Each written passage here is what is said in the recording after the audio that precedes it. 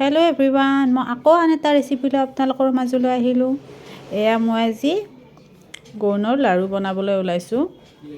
প্ৰথমতে মই কেৰাহীখন পাতি দি ইয়াতে মই এটা বাতিৰে জোখ কৰি লৈছোঁ, এবাতি ঘি লৈছোঁ। তাৰ পৰা মই অকণমান ইয়াত মই ব্যৱহাৰ কৰি যাম। প্ৰথমতে মই এলমণ্ড আৰু কাজুটো 2 চামুচ ঘি দি এইখিনি ভাজি ল'লোঁ। তাত মই অকণমান কিচমিচো ভাজি ল'লোঁ। লৈ সেই ঘিৰে মানে অকণমানকৈ দি যাম মই গাখীৰ। তাৰপিছত মই ইয়াত গোন্ধ লৈ লৈছোঁ, যিহেতু গোন্ধৰে লাড়ু হয়,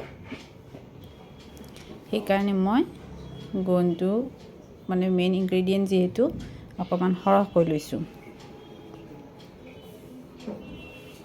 এই ধৰণে মই গোন্ধ মানে অকণমানকৈ ভাজি যাম, যিহেতু গোন্ধটো ভালদৰে ফুলিব লাগিব, ক্ৰিস্পি হ'ব লাগিব।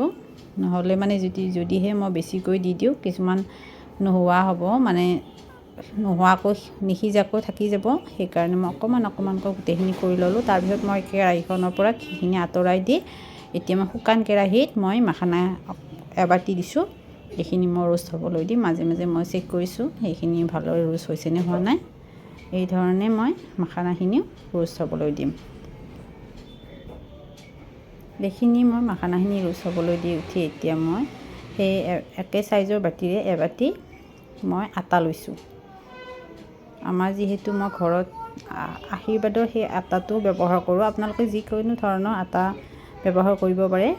তাত মই এতিয়া সৰহকৈ মানে আধা বাতি হ'ব ঘি ব্যৱহাৰ কৰিছোঁ। তাৰপিছত মই আধা বাতি পৰিমাণৰে গাখীৰ লৈছিলোঁ। তাত মই যিখিনি লাগে সেই ধৰণে অকণমান ব্যৱহাৰ কৰিছোঁ। আধা বাতিতকৈ কম লাগিছে, মানে 4 ভাগৰ 2 ভাগমানহে লাগিছে। তাৰপিছত এতিয়া মই সেই শুকান কেৰাহীখনতে আকৌ মই ইয়াত পপি চিডছ বুলি, যে চিডছটো মানে খাচখাচ কয়, পপি চিডছ, সেয়া মই মানে 1 টেবুল স্পুন ব্যৱহাৰ ভাজি পেলাই তাৰপিছত মই গোটেইখিনি ইয়াতে মানে অকণমান হেৰি হোৱাত, মানে একদম গ্ৰাইণ্ড কৰিব নালাগে, অকণমান সৰসৰীয়া টাইপকৈ সেই ধৰণে পিচি ল'লোঁ। পিচি পেলাই তাৰপিছত মই এয়া সেই গোন্ধখিনিও মই এটা গিলাচেৰে সেই ধৰণে পিচি লৈছিলোঁ। তাৰপিছত এতিয়া মই এই আটাখিনি যে থৈছিলোঁ সেইখিনি ভালদৰে এখন চালনীত চালি ল'ব লাগিব। চালনীখন অকণমান যাতে ডাঙৰ ফুটাৰ হয়, একদম মিহি হ'লে মানে দিগদাৰী হ'ব। যিহেতু মই অকণমান সময় মানে গাখীৰ আৰু ঘিৰে অকণমান সময় থৈ দিছিলোঁ, সেইকাৰণে। তাৰপিছত মই এইখিনি দি পেলাই এতিয়া মই আকৌ আধা বাতিমান হ'ব ইয়াতে ঘি দি দিলোঁ। সেই এবাতিৰে মই ঘিটো ব্যৱহাৰ কৰি আছোঁ। তাৰপিছত মই এয়া ঘিখিনি দি ভালদৰে লৰাই ল'ব লাগিব। এই ধৰণে মই ঘিখিনি ভাজি আছোঁ।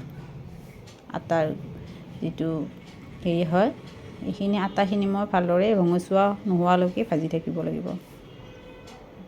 অকণমান সৰহকৈ ঘি দিলে সোৱাদটো বেছি হ'ব, যিহেতু সেইকাৰণে অকণমান সৰহকৈ ঘিটো মই দি দিলোঁ।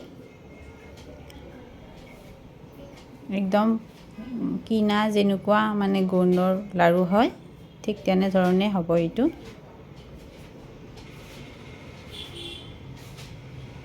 এই ধৰণে ভাজি হোৱাৰ পিছত তাত মই কিচমিচখিনি মই ছাইডত থৈ দিছিলোঁ যে, আৰু যোনখিনি মই গুড়ি কৰি দিছিলোঁ ড্ৰাই ফ্ৰুটখিনি, গৌনৰ গুড়িখিনি গোটেইখিনি মই ইয়াতে দি ভালদৰে লৰাই ল'লোঁ। তাৰপিছত মই এয়া